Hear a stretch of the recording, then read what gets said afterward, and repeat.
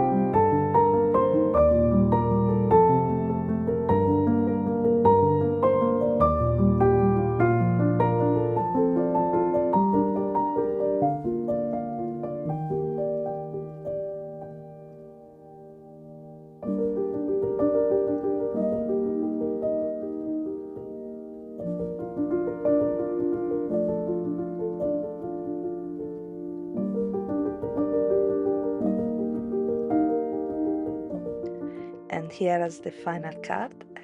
I hope you enjoyed the video and you like my cards. If you do, please subscribe and think about it at least and give us a thumbs up. Thank you so much for joining me, and I'll see you next time. Bye.